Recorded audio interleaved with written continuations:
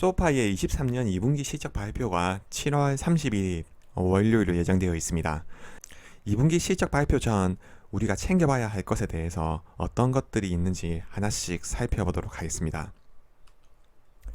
일단 실적은 잘 나올 겁니다.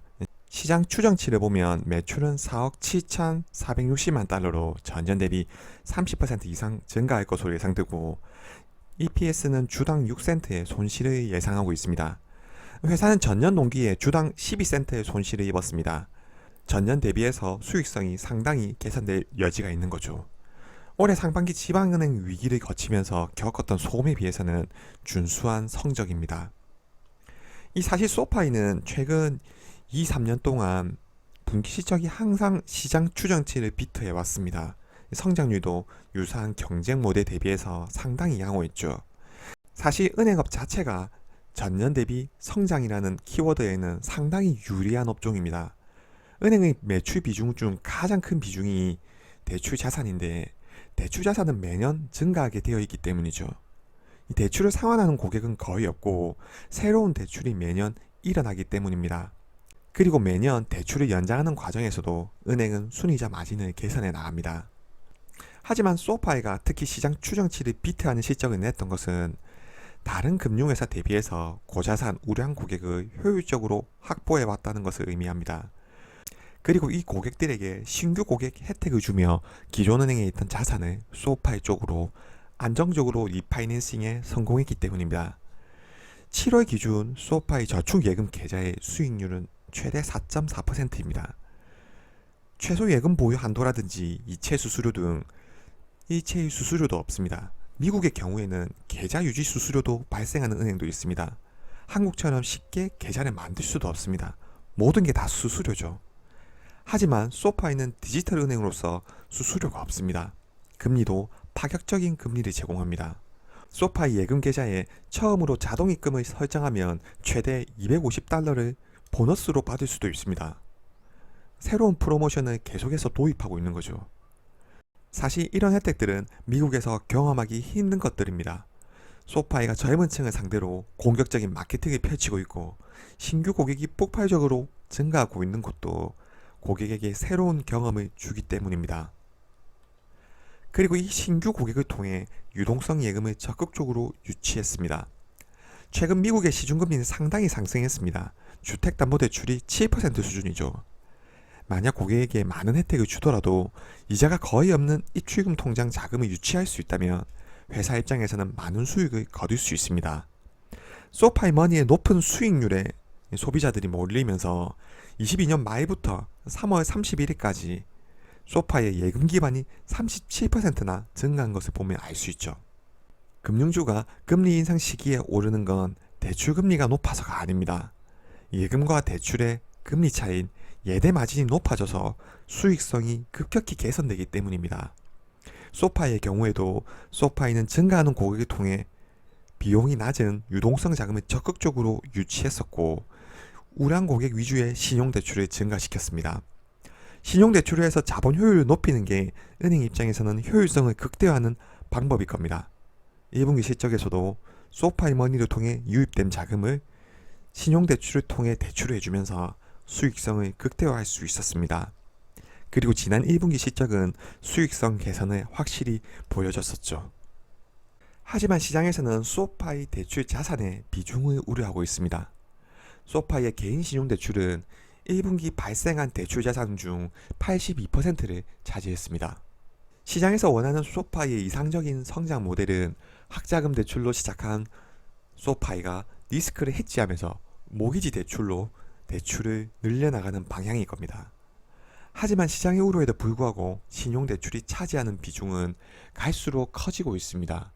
1분기 대출은 전년 대비 7% 증가한 36억 달러를 기록했는데, 개인 신용대출이 전년 대비 46% 성장한 30억 달러를 기록했습니다.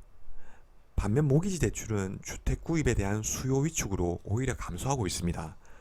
전년 대비 72% 감소했죠. 시장에서는 자금 용도가 적정하고 채권 보전책인 담보까지도 갖춰진 모기지 대출에 대한 비중은 축소되고, 신용대출에 대한 비중이 계속 증가하는 것에 대한 우려를 보이고 있는 겁니다. 따라서 이번 실적에서 가장 중요한 것은 소파의 수익성이 아닙니다.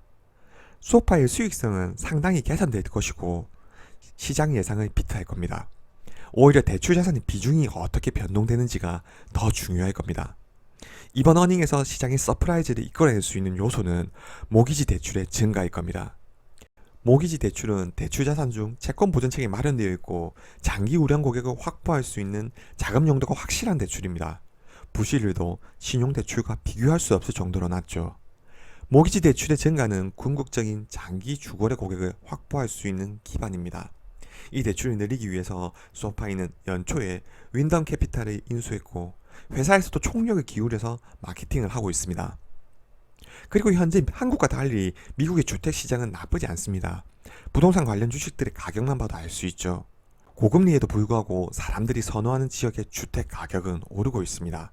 만약 소파이가 전체 대출 자산 중 모기지 대출에 차지하는 비중이 크지는 않더라도 과거 대비 큰 폭의 증가세를 나타낸다면 시장에서는 큰 호재로 받아들일 겁니다. 현재 소파의 가장 중요한 건 수익성에서 가장 큰 역할을 하는 대출 자산의 비중을 재조정하는 일이라는 거죠. 저는 디지털은행과 전통은행과의 경쟁에서 디지털은행이 많은 부분에서 경쟁 우위에 있다고 봅니다. 국내만 보더라도 시중은행들이 지점수를 대폭 줄이고 스마트 뱅킹을 강화하는 것만 봐도 알 수 있겠죠. 시간이 지나면서 디지털 플랫폼은 비용 효율화되기 때문에 경쟁 우위에 있을 수밖에 없습니다. 소파이는 스스로를 디지털 뱅킹 솔루션이라고 부릅니다.